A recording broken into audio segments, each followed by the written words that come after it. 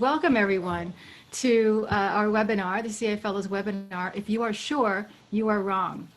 And before I begin with our introductions, I want to mention that the CI Fellows is producing this webinar, and we are a nonprofit educational organization helping to promote the practice of competitive intelligence ethically and robustly.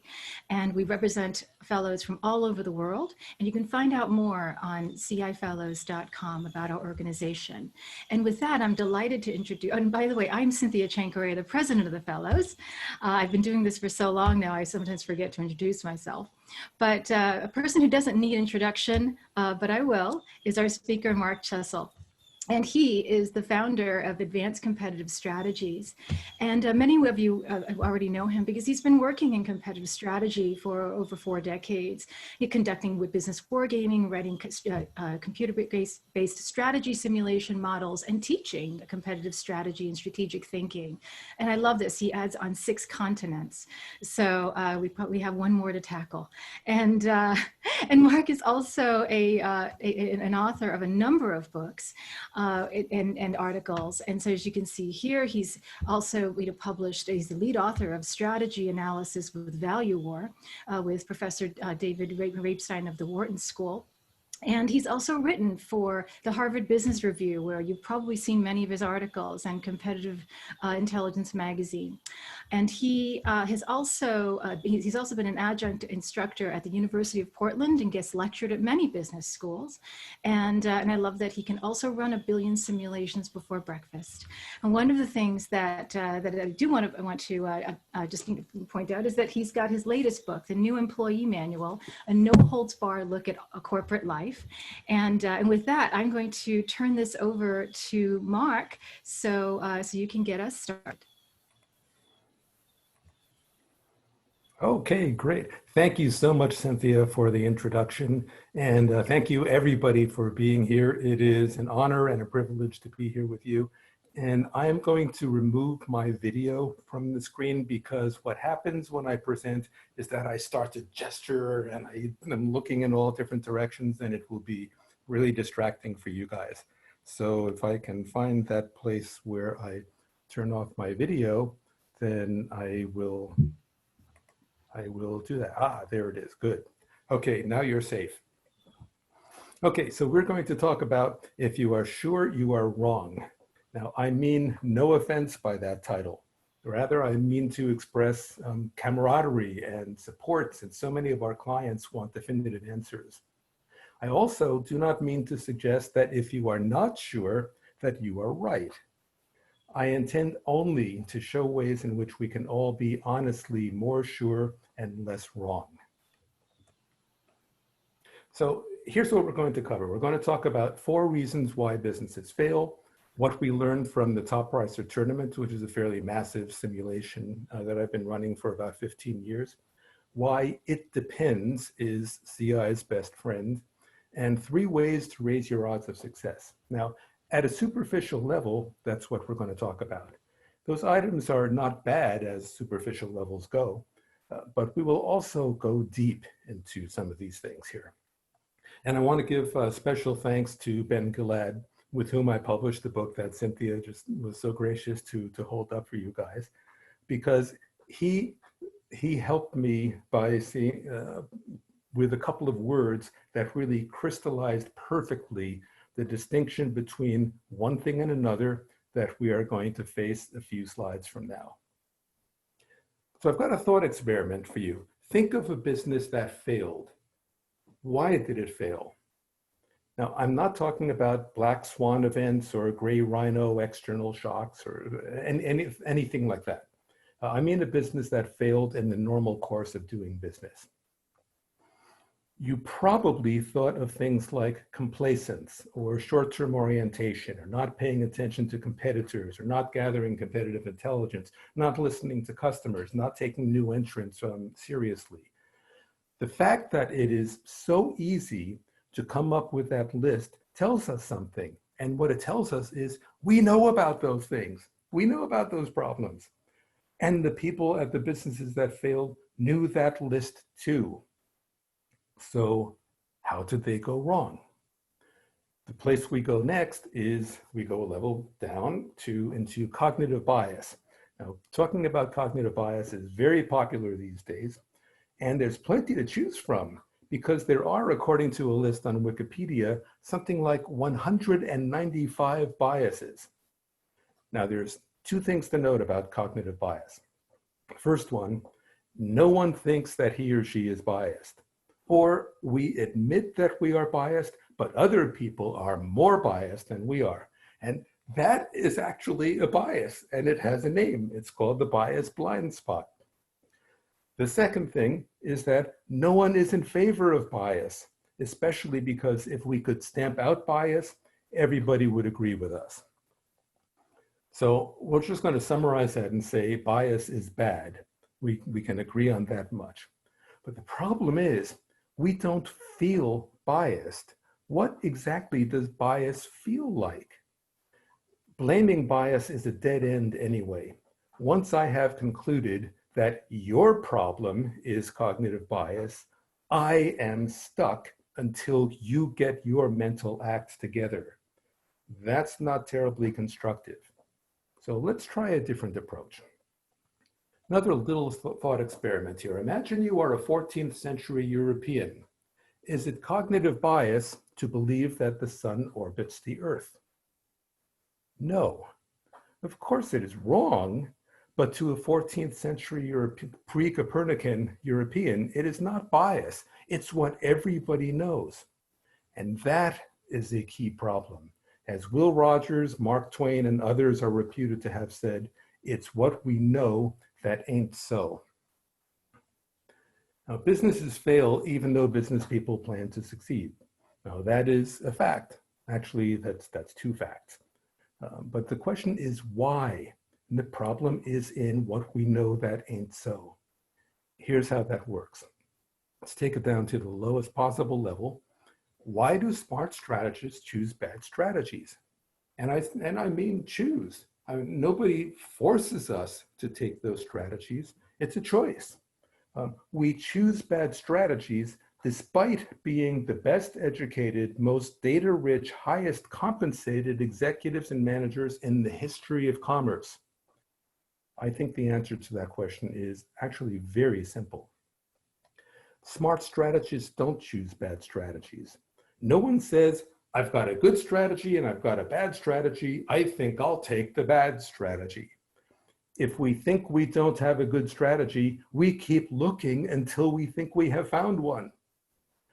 But we know smart strategists have chosen bad strategies if for no other reason than that their companies have failed. So I think we have to think about this a little differently. Smart strategists choose bad strategies because they look like good strategies. We don't choose bad strategies on purpose, but we also don't choose them by accident. If bad decisions get made, and if the problem is not with strategists themselves as motivated, intelligent human beings, then the problem must be someplace else, as with decision-making. The problem with the decision-making is caused by the ways we think. It's caused by the tools we use because we use tools based on how we think, and it's caused by what we know that ain't so. It's caused by something we know about in medicine, false positives.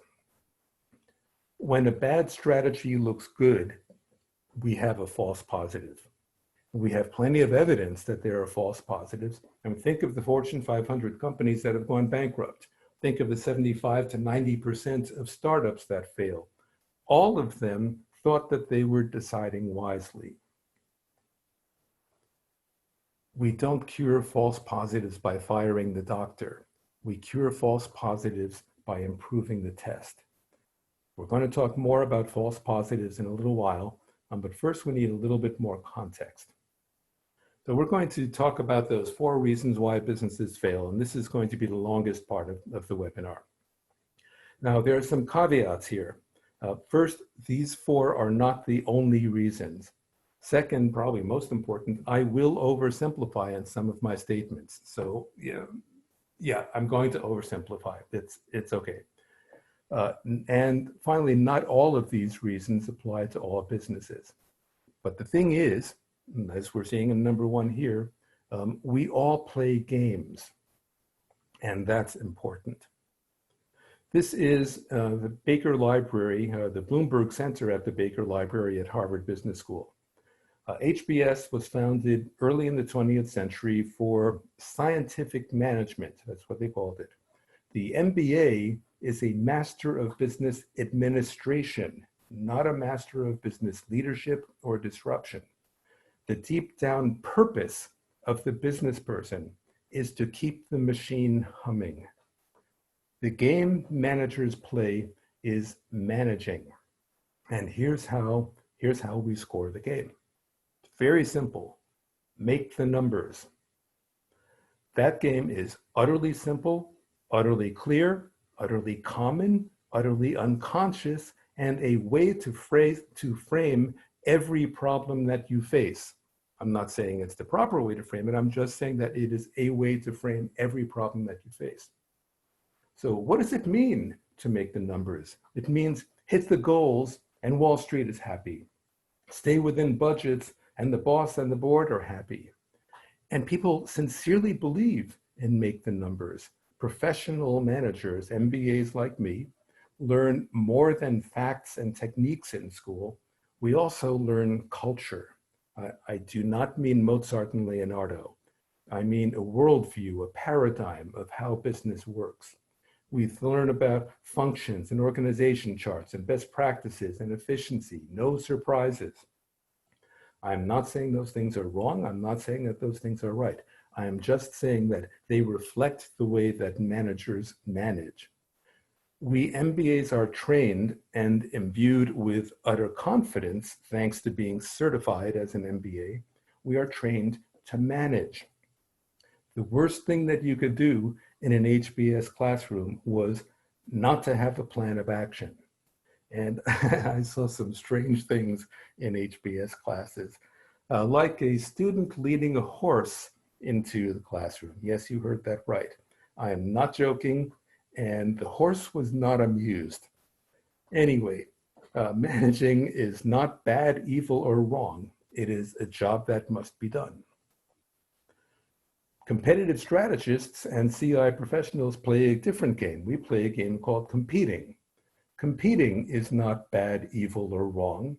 It too is a job that must be done. But competing and managing are not the same thing. Put simplistically, competing is about investing and managing is about budgeting. Competing is about external, managing is about internal. Both are necessary, but they clash. And let me share an example of what that looks like. So in 1962, General Motors sold roughly twice as many cars in the United States as Ford, and Toyota sold essentially none. By 2016, GM, Ford, and Toyota were almost the same in how many cars that they were selling here. Does that mean, does the decline for GM mean that GM failed? From the perspective of managing, if share is sliding, we must be doing something wrong. Heads must roll. If you cannot get the job done, I will get someone who can. Now think about it from the perspective of competing. GM's differentiation and other sources of competitive advantage declined as those competitors learned and built. GM should expect its performance to converge. Why would it be any other way? If the differentiation and competitive advantage was shrinking, then why should they perform at anything other than similar levels? We see it in airlines too. American, Delta, and United are about as close together in the Fortune 500 as three broad-shouldered passengers squeezed into coach. Managing and competing clash, and they judge differently. Let's get to number 2 here in our 4 reasons, the false positives. Now, false positives, by definition, cause us to misjudge and to mismanage because we think that something is going to work and we're wrong. False negatives also can cause us to misjudge and mismanage, but they are missed opportunities, and we don't even see those numbers because we don't do anything that we think is going to turn out negatively. So that's why we don't encounter the false negative so much. This is John von Neumann, who's a mathematician who helped to develop the field of game theory. I highly recommend a book called Prisoner's Dilemma. It's by William Poundstone. It's about von Neumann. It's about game theory. It's about nuclear war. It is fascinating stuff. To me, our competitive strategy world is a game in the game theory von Neumann sense. And that game is unsolvable. That's part of what makes it a game. And therefore, the outcome is uncertain. That's why I say, if you are sure, you are wrong. It is unsolvable because what relevant others will do affects us. That's what makes them relevant others. And we cannot know what they will do because they themselves do not know. When we're doing strategy for ourselves, we're trying to make a decision based on what we believe that they're going to do. But notice we haven't made our decision yet. So they couldn't know what we're doing because we haven't decided yet. They haven't decided yet either.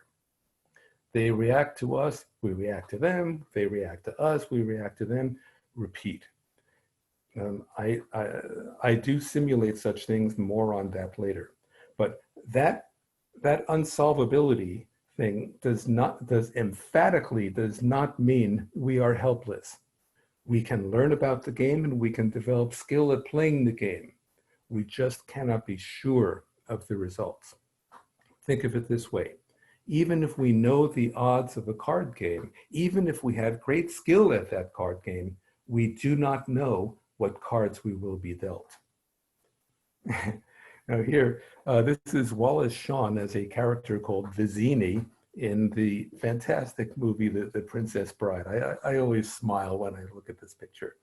So for a taste of how complex simple games can get, Google poison scene Princess Bride, and you will get this guy in that scene. Go for the clip that's about 5 minutes long. It is brilliant. It's absolutely brilliant. You will not be disappointed. But wait until the end of the webinar. Stay with me for the next while. Then go looking for him. So how can we tell a true positive from a false positive? Most people say, look at the results. Okay, fair enough. But frankly, I find that answer unsatisfactory. It's too much like Russian roulette. What we really want to do is to tell the difference in advance so we can make better decisions rather than better excuses. When we take things down to its essence, we make a decision. Should we do something? A company decides whether strategy is good or bad. That is, whether we should act or not act. And we do that by determining through whatever process we use whether act is better than don't act. If act is better, then act. If it is not, don't act.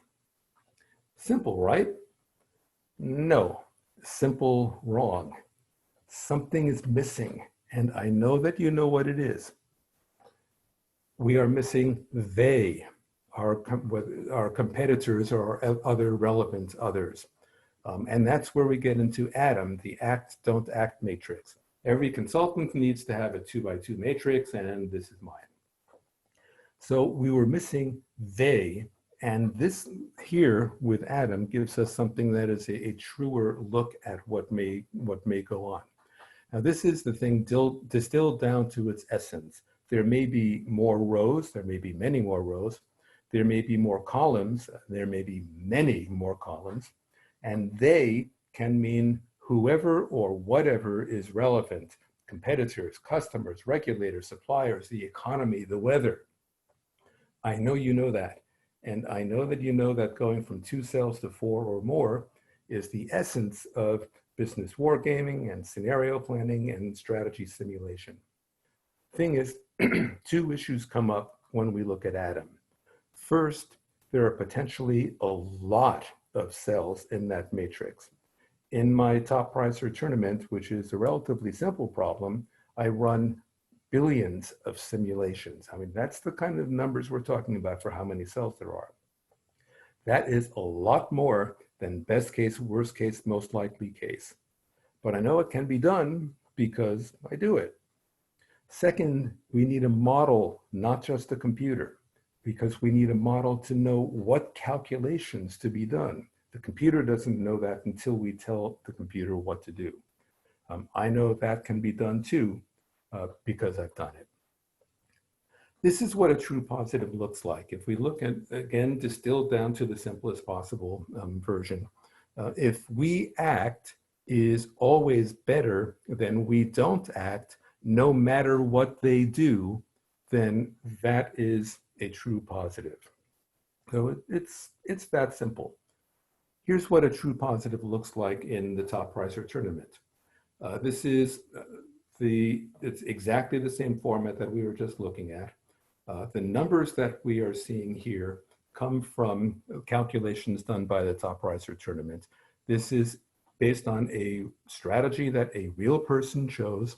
This person cared only about profitability. And what we see is that the row for we act has much higher numbers for the profit to sales ratio than the we don't act row. This is what a true positive looks like. Okay. A false positive is a bad strategy that looked good. It's a strategy where act is worse than don't act, no matter what they do. The reason that I say that it's about looking good is that people actually choose those strategies. If they saw the good and bad in that matrix, they would not choose them, but in some other way, the strategy looked good to them. So it looks like this in the top pricer tournament.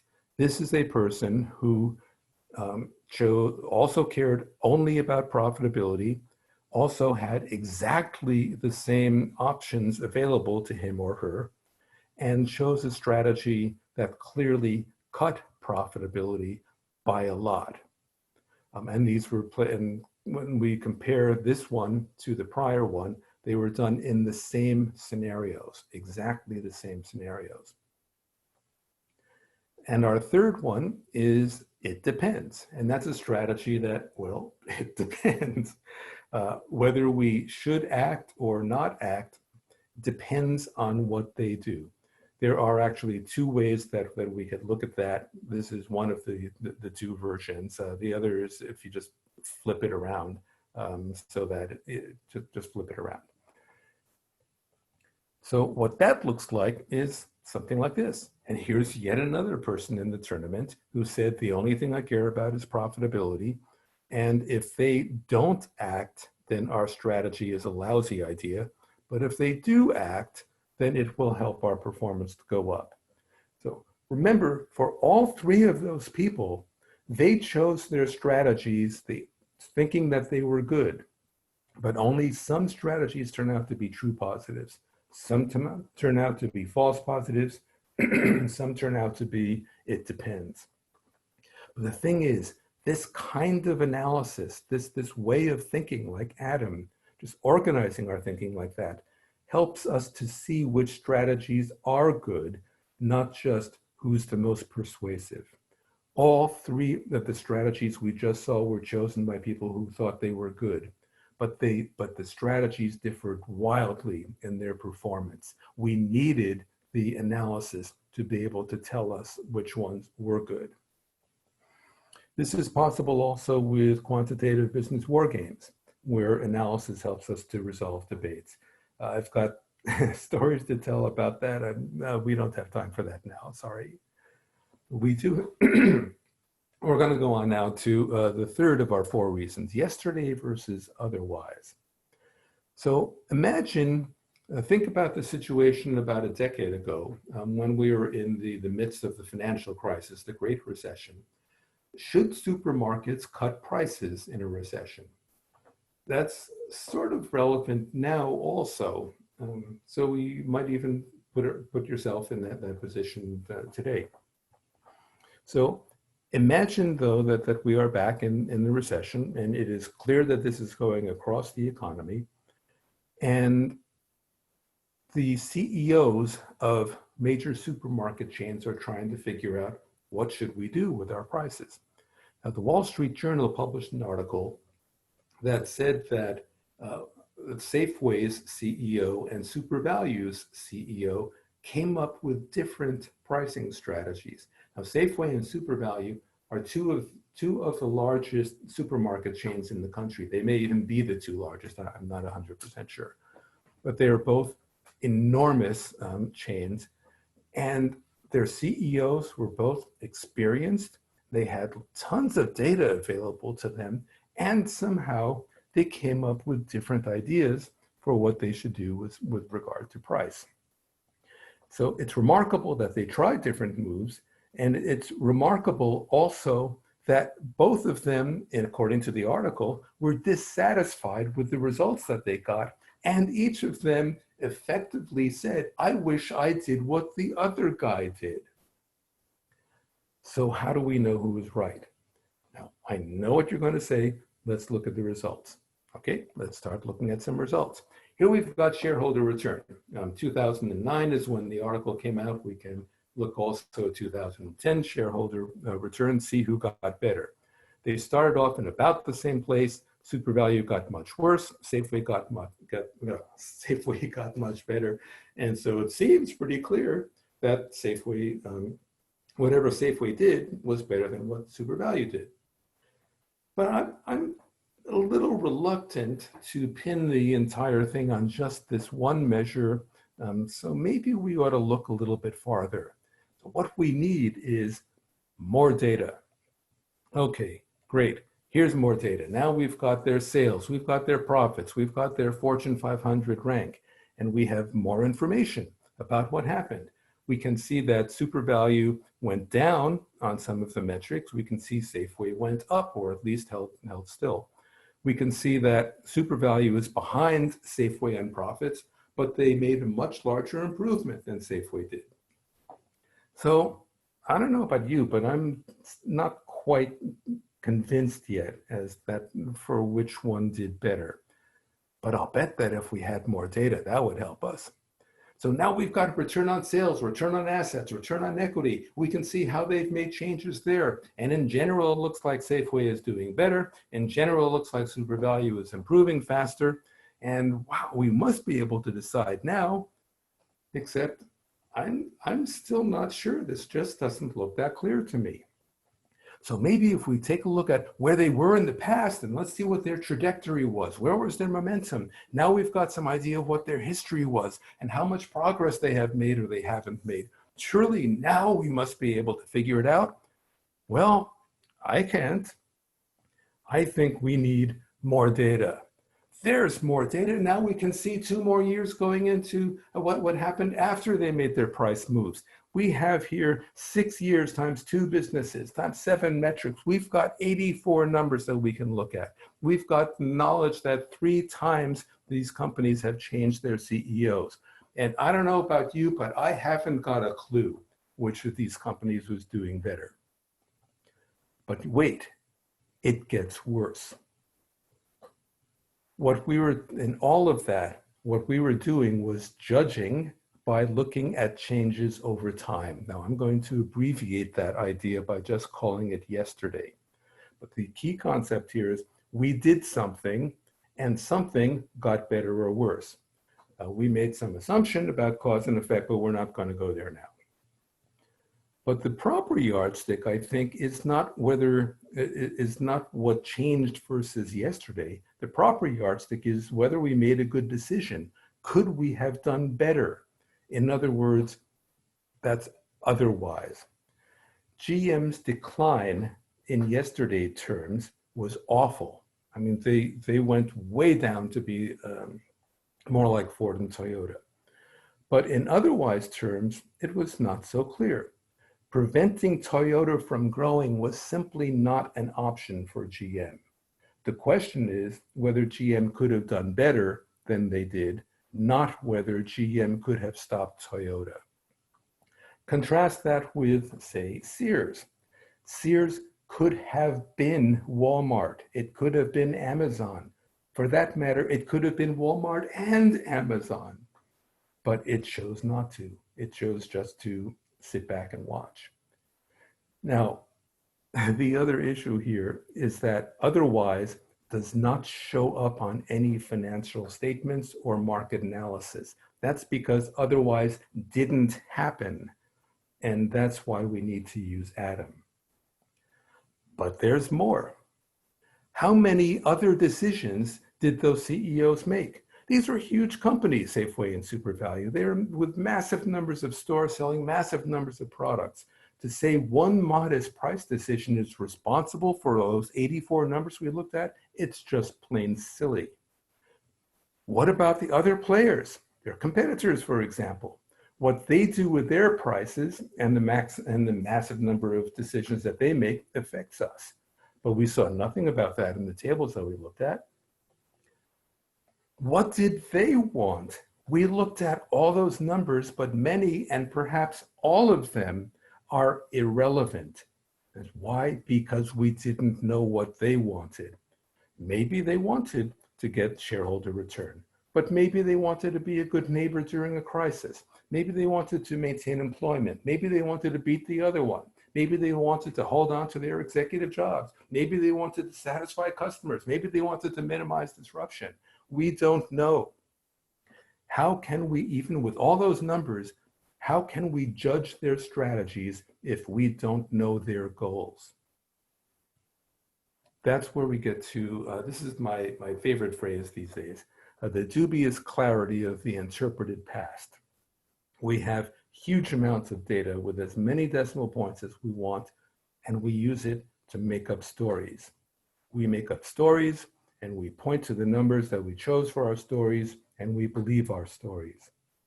The thing is, hindsight is not 2020. If it were 2020, why do we tell different stories about the same past? Fourth reason, in medicine, we do not have one doctor saying, you have an infection and you need an antibiotic, but another doctor says, no, you have a broken arm and you need a cast.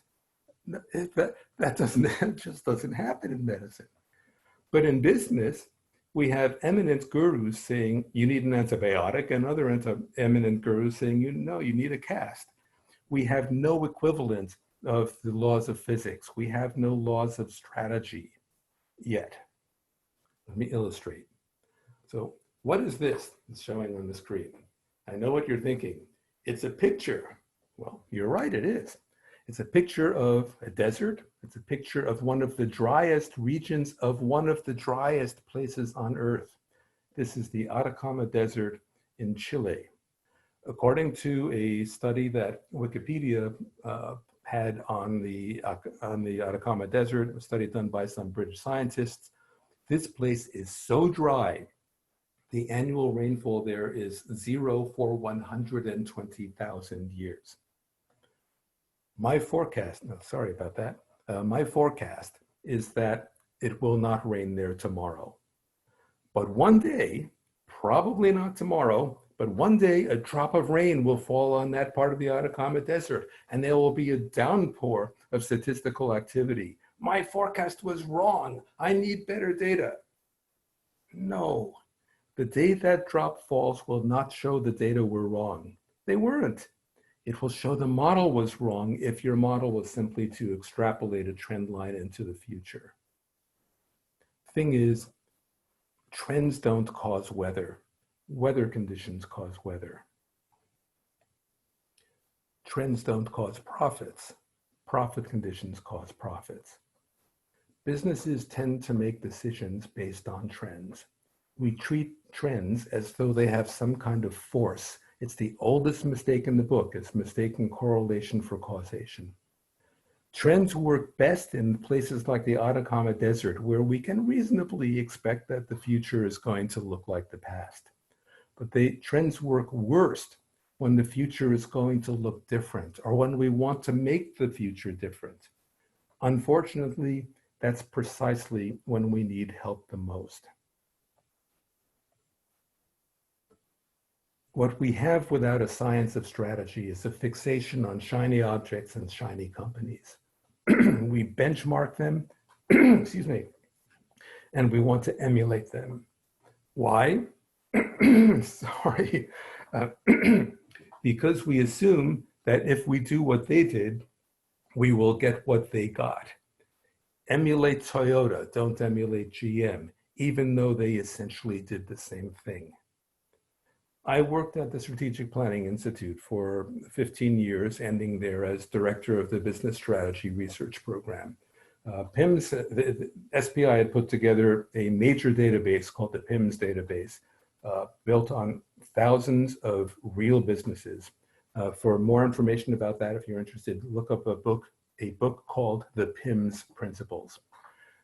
There's much information about what is profitable to have, and we could figure that out pretty well using the PIMS database.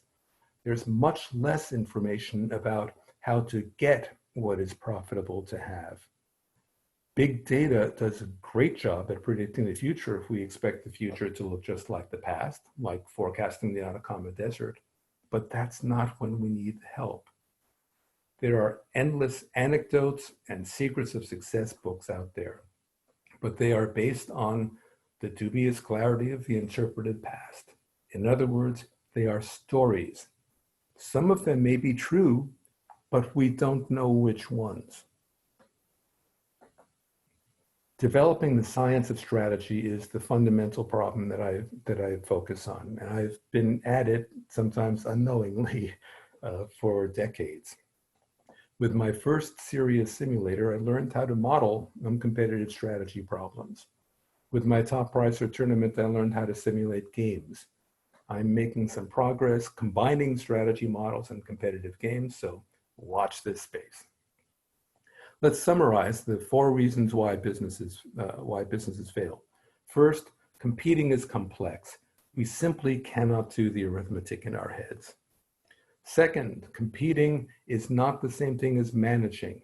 Managing inherently seeks certainty. It focuses internally, and it's sort of machine-like.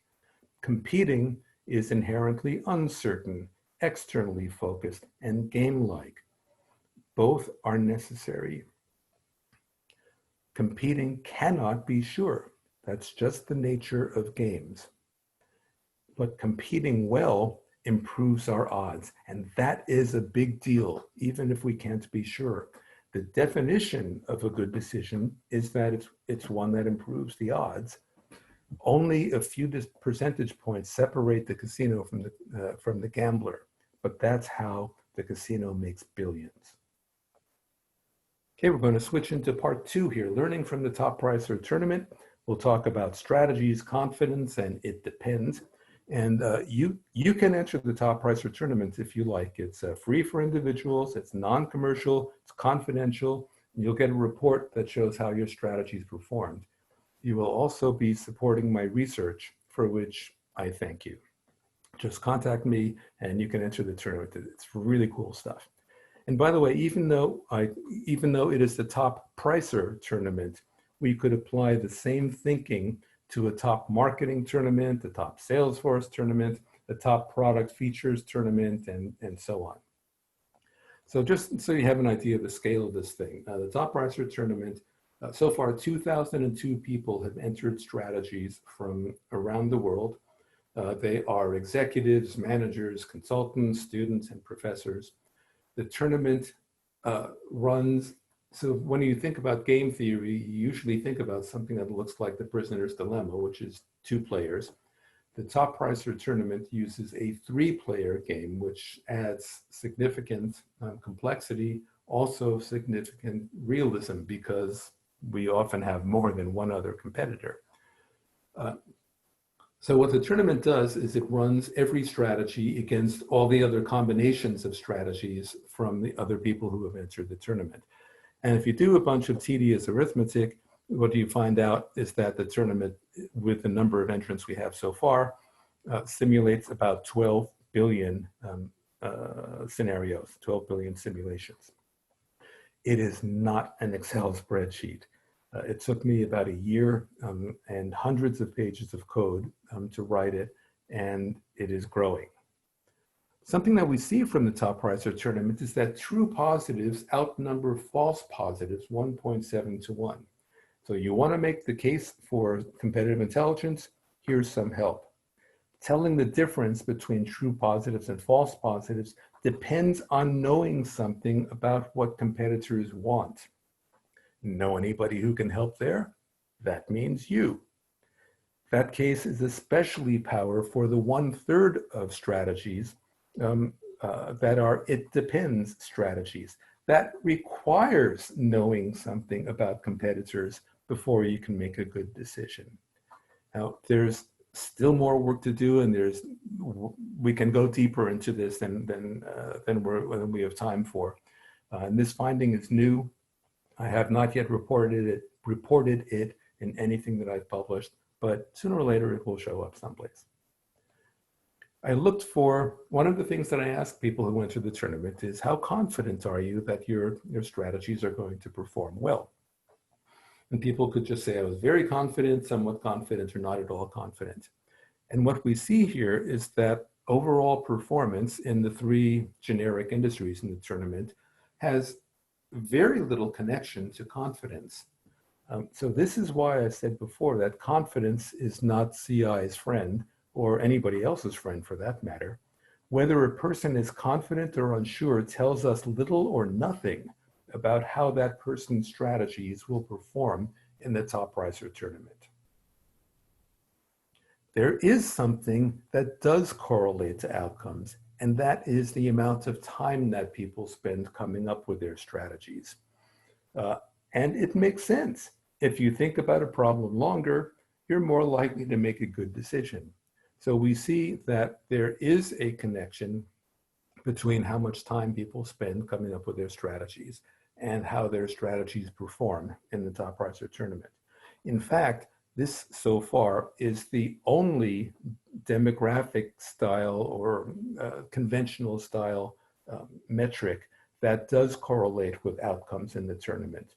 Things that do not make a difference: gender, age, or which is correlated with experience, by the way, Myers-Briggs profiles, the continent that a person grew up on, whether you have a business degree.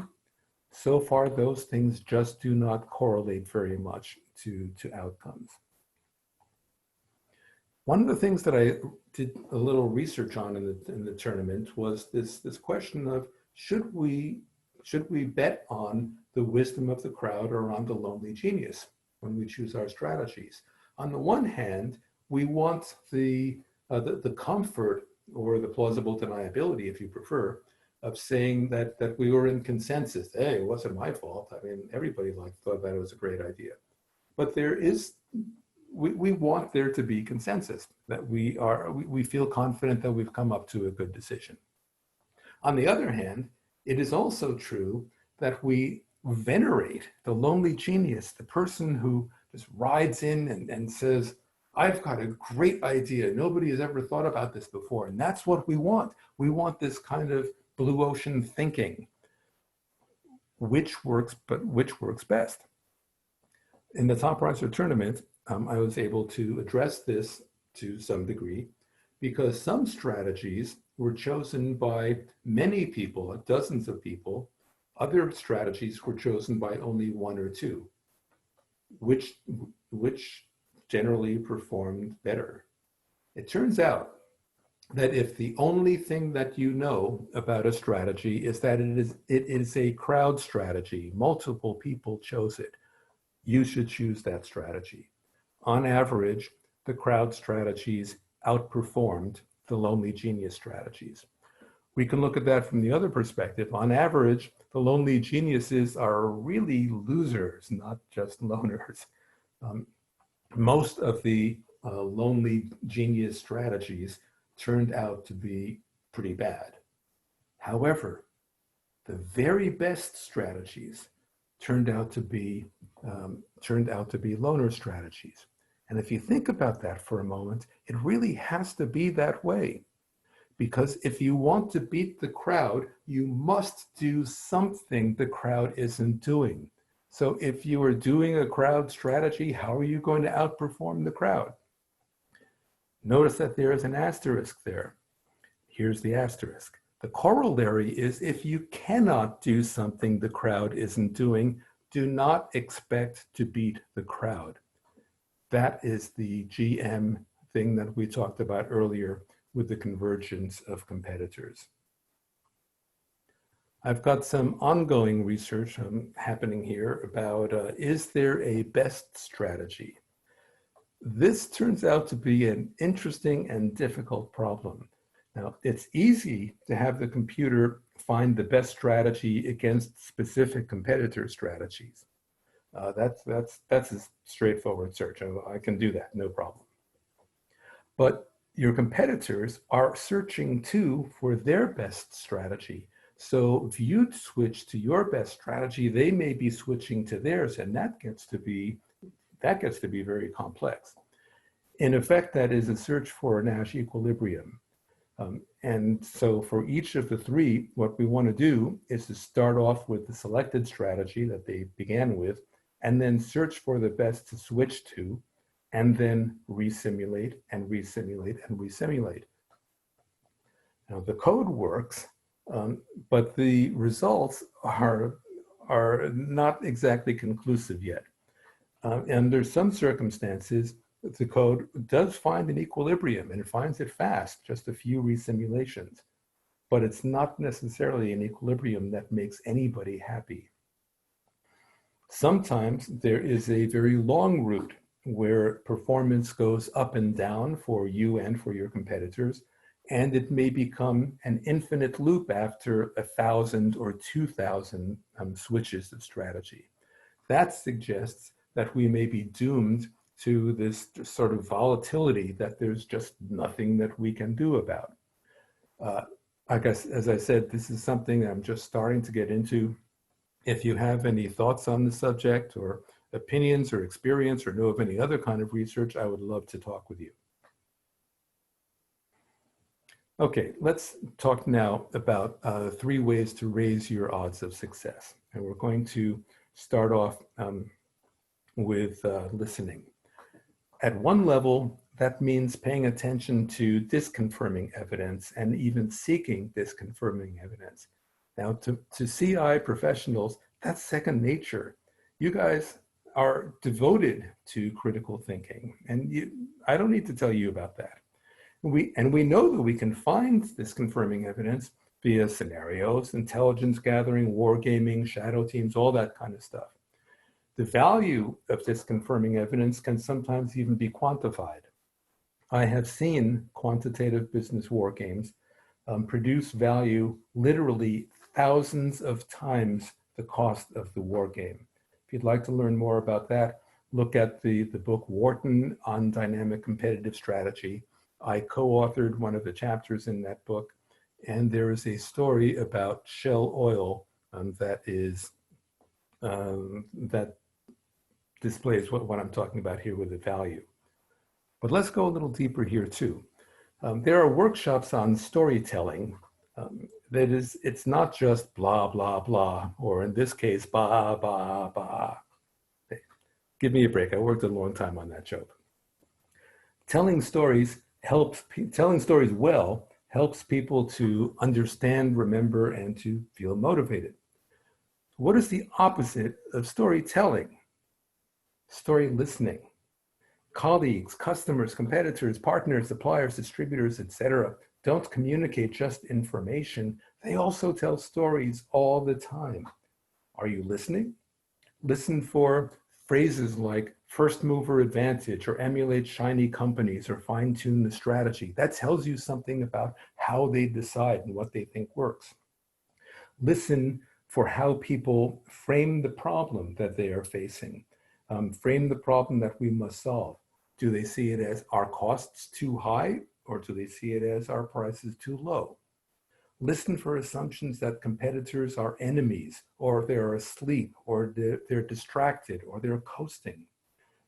Story listening is part of your personal competitive advantage, not just your company's.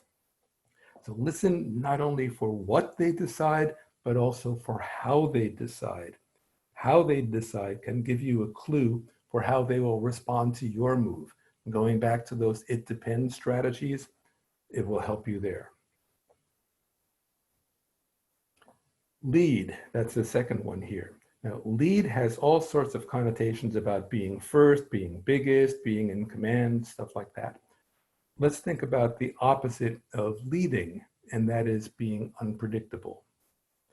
You cannot lead while being unpredictable. And one of the strategy options in the top pricer tournament is a strategy called Be Unpredictable. Now, with that option, the simulation randomly cuts, holds, or raises your price in each quarter. That's about as unpredictable as you can get. There are 3 points in the tournament where you can select Be Unpredictable. So that means that you are never, that's 0 choices of unpredictable, sometimes 1 choice, often or always unpredictable, picking it all 3 times. Being unpredictable clearly results in lower performance in the top pricer, at least in the top pricer tournament. The thing is, you cannot lead while being unpredictable. There is no trust, there's no signal, there's no vision. And when you are unpredictable, what exactly is your strategy? See what happens, and then what? Now, this is something that I discovered from the top pricer tournament. I'm not suggesting that you apply that in your business. The tournament is a specific situation. I'm not giving you strategy advice here. The consequences might be different in different situations. All I can say here is that there is at least some evidence that being unpredictable does not work, even though a lot of people tout unpredictability. And that is the point that I want to make. Do not assume that it's a good idea.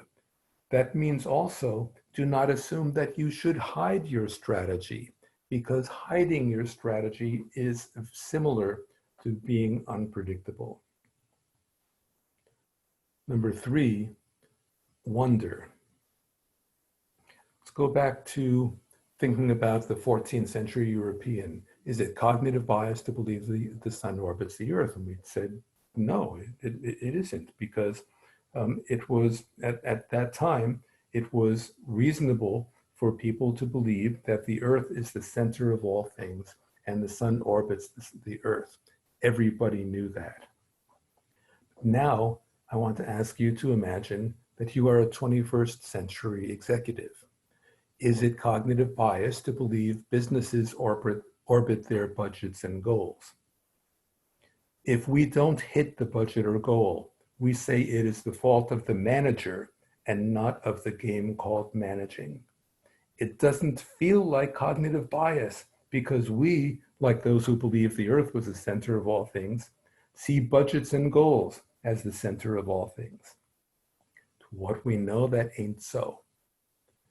The game of managing is not bad, evil, or wrong. It is incomplete, though, because it does not include the game of competing. The game of competing is also not bad, evil, or wrong, and it also is incomplete. We know we need both because each contains truth that the other does not.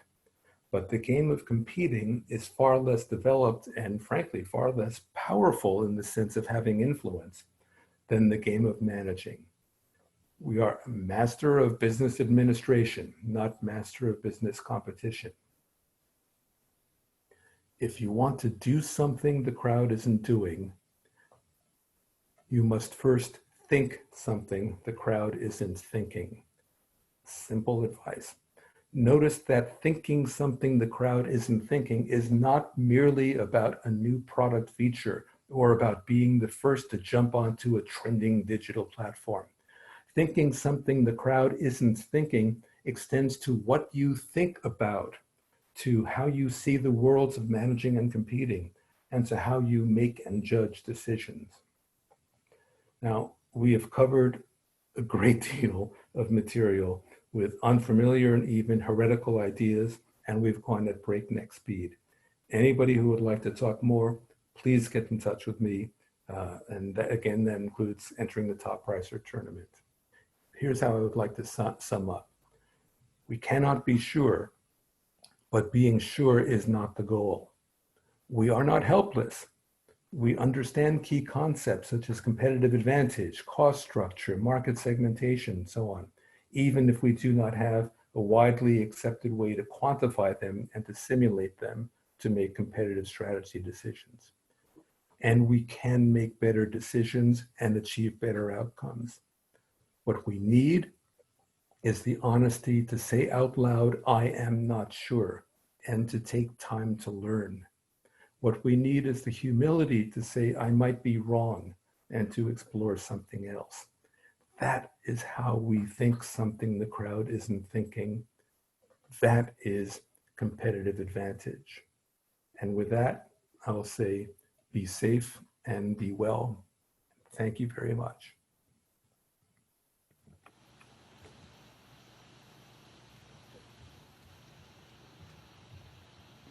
Great. Thank you very much, Mark, for this. And I think we've learned a lot.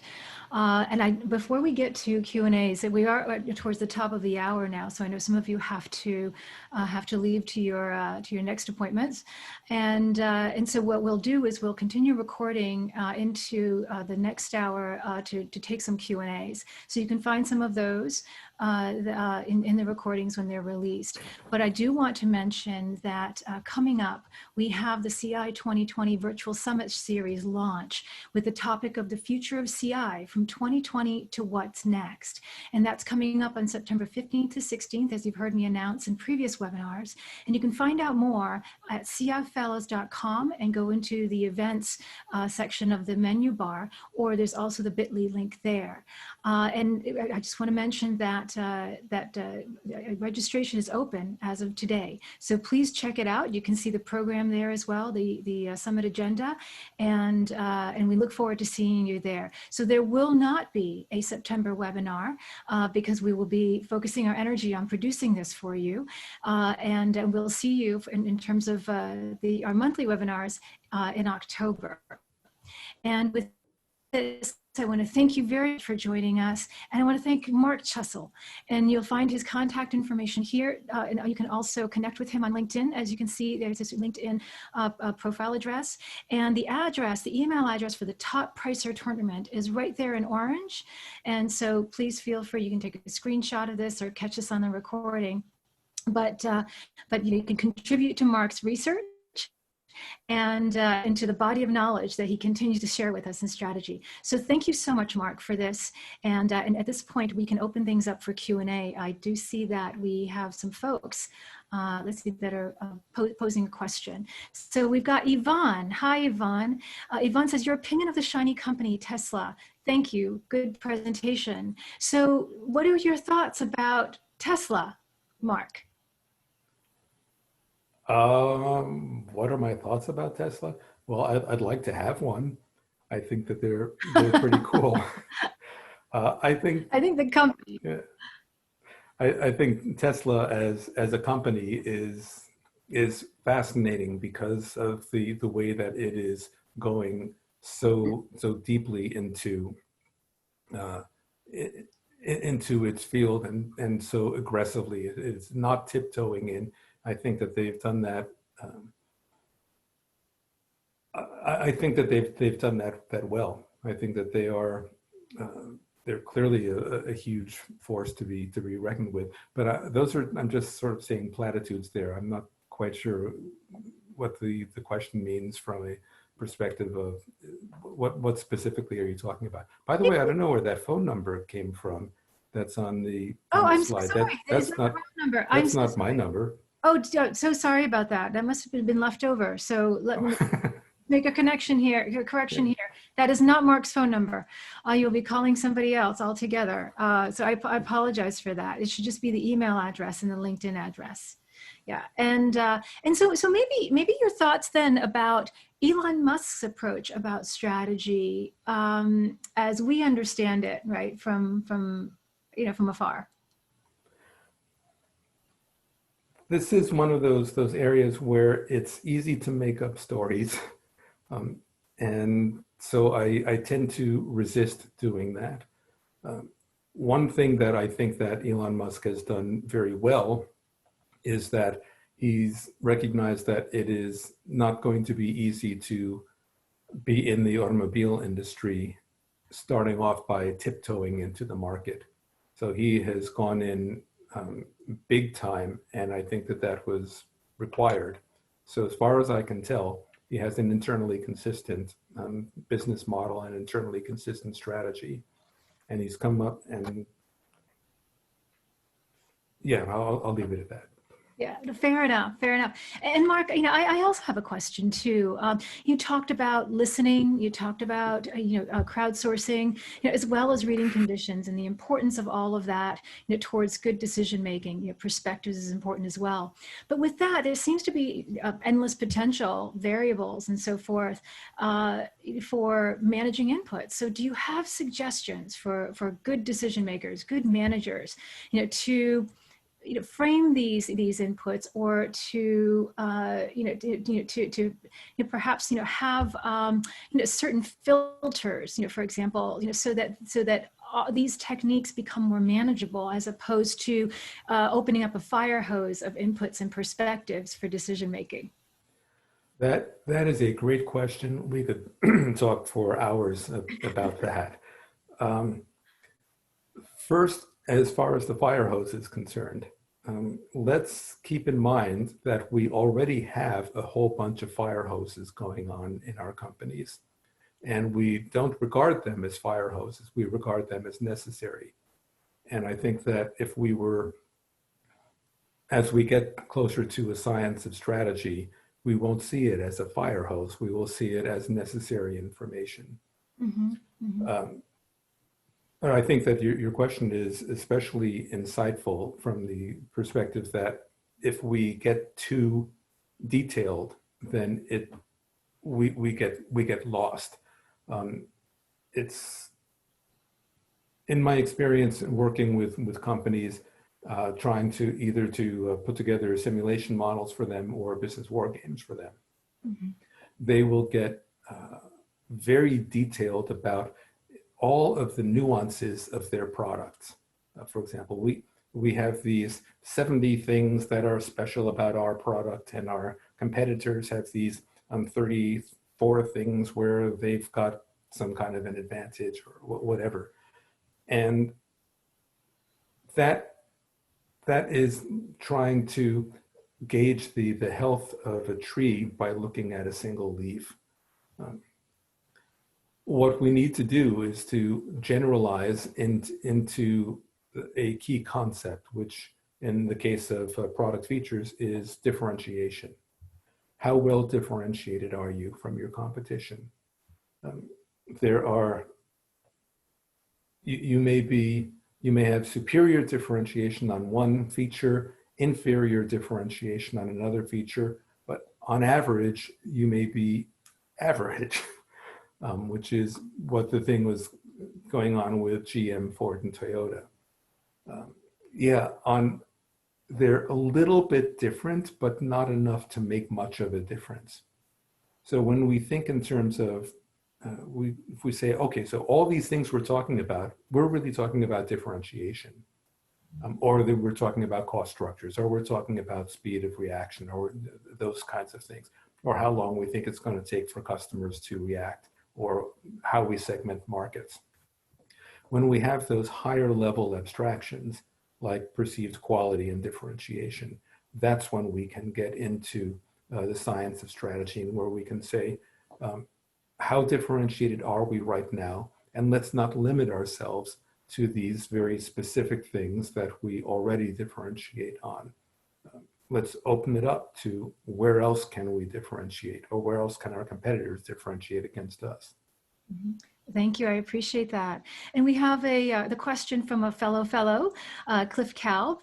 He says, thank you, Mark. Do you believe that competitive strategy is sustainable, or has a strategy of being nimble and constantly shifting strategy may be more successful in the long run?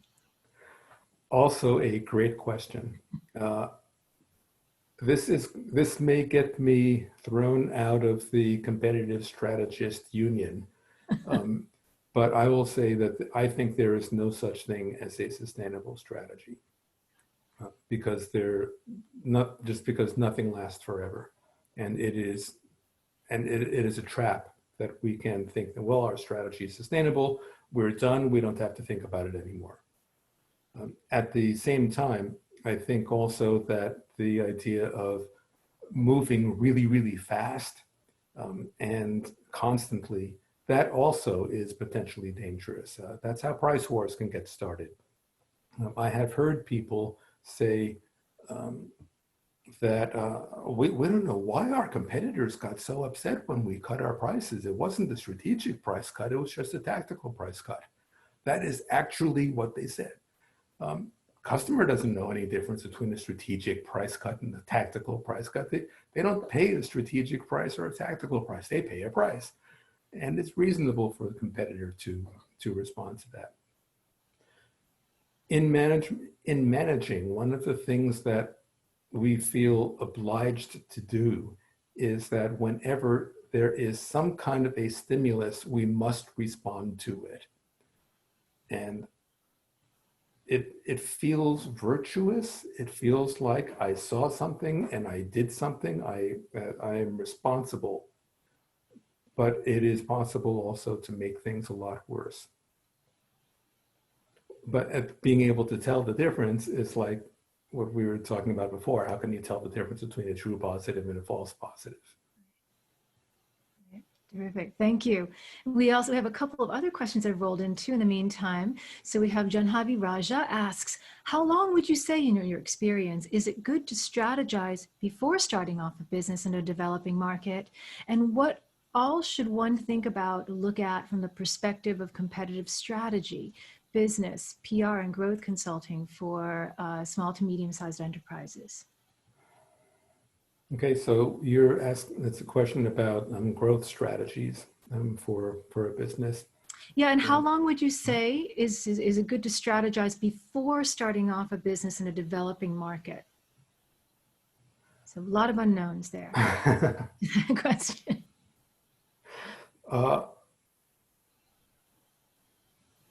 I don't think that we can say that you should strategize for 7 days and 12 minutes. We don't know. Strategize until the job is done. Mm-hmm. And that means making sure that the strategy that you come up with is internally consistent, that it can survive a business war game with your own people trying to poke holes in it. That's the looking for disconfirming evidence that we were talking about before. And you have to be really, strategy in a sense never stops because the world doesn't stop. So when something happens, yes, you should pay attention. That doesn't necessarily mean that you should do something, but it certainly does mean that you should pay attention. How much does this thing matter to us? And how much does it matter to other people in the market? Because if they respond, should we be prepared to respond? Thinking about strategy in that kind of gaming term, that gaming paradigm is fundamentally different from thinking about it in managing paradigm. And it's something that we should stay always vigilant about. And the more that we can think in advance about this is what our business is truly based on. These are the things that are the pillar of our differentiation, of our competitive advantage, of our business model, of the reasons why customers buy from us. If we see those things being threatened, then we should pay attention to them now. If we see minor things going on, and if we truly don't believe that they are not going to threaten the core of our business, well, treat it a little differently. Mm-hmm. Terrific. Thank you for that. And Sharon Storger asks, what role does customer behavior play in the strategy? How should we factor it into our decision-making practices? That is also a great question. Customer behavior is absolutely essential to understand. In a managing perspective, what we tend to do is we forecast customer demand, which reduces customers to trend lines. But what the question was asking is about customer behavior, because customers, they don't buy according to trend lines. None of us says, I'm going to buy 2.3% more of this product this year than I did last year. We make purchase decisions. And so understanding customer behavior is absolutely essential for that. That can be a whole bunch of things. It can be, do customer preferences change? That affects our perceived differentiation. Even if nothing else changes in the market, if if the things that they care about change, that by itself can change our differentiation. Our customers how long does it take for customers to become aware of of a change in the market? In the automobile industry, for instance, we typically don't care so much about what's going on in the automobile industry for years at a time, because we don't buy a car every year or every day or something. But with other things, our purchase frequencies are much faster and we may be much more attuned. So yeah, we have to watch customer behavior. Great, thank you. And we have a question from Richard Caldwell, who, by the way, is also one of our presenters at the upcoming CI 2020 Summit. And he asks, should you have a range of strategies ready to implement if the market shifts? Sort of the outputs from scenario analysis. Sort of the outputs from scenario analysts. That is also, you guys ask terrific questions. Good crowd. It's a great crowd. And you guys are helping me too, just with the questions that you're asking. So thank you for that. And yeah, that's also a great question. If you can have contingency plans, I think that's wise. In most cases, I'd be happy if a company will come up with just one good strategy. If they can come up with multiple ones, and especially to know which ones to go to, that would be terrific. And think about it from a leadership perspective. If you do have contingency plans like that, you can use that to sort of communicate or signal to the market, this by saying, we think that this is the way that the market ought to be going, but if people do something that we think is going to be really negative, we are prepared to respond. Mm-hmm. Only do that, of course, if you really are prepared to respond. So it's got to be something credible, but that is good. And the other thing about the alternative strategies is that a benefit of looking for alternative strategies is that you may find one you like more than the one that you think is your current strategy. Right. And that also helps you from getting locked in, right? You're talking about biases. Yeah. And I would say too, it's being mentally agile. That's right. So, yeah. That's right. And the exercise of having alternative strategies and the existence of alternative strategies, wouldn't you say also helps us monitor changes through early warning in ways that one strategy is too limiting, right? It just does not allow us to see from the perspectives of having other strategies in play. That's a great point. What would make us change? Answering the question, what would make us change from strategy A to strategy B? Yeah, excellent. And I'm going to round things off here by asking a rather broad question that it just seems perennial nowadays. So when we're talking about strategy, traditionally it's really been a human endeavor. When we're talking about basically human leaders and their supporters, looking at the landscape, looking at their needs, et cetera, coming up with a strategic decision. And nowadays, of course, you've got your simulation program, and others are beginning to use artificial intelligence tools to enable this. And so can you just speak generally on how you envision this to support strategic decision making and perhaps address some of these issues of certainty and uncertainty, thinking from the fire hose, and just basically helping us implement some of the tips that you've recommended in this presentation? Yeah, you've touched on a subject that is very close to my heart. Same here. And actually, oh, it's so wonderful. I know, we're geeking But out. I've been doing some writing and also some presenting on what I call cyborg strategy. And to me, cyborg strategy is, there are some things that a human being can do that a computer cannot yet do. And that is to frame problems and to think about, just what do we want, and to have imagination. There are, on the other hand, there's things that a computer can do that human beings can't. A computer can calculate many orders of magnitude faster than we can. It's impartial and it's precise. It is not a question, I think, of whether we should use computers or humans. I think that it is clear that it needs to be the combination.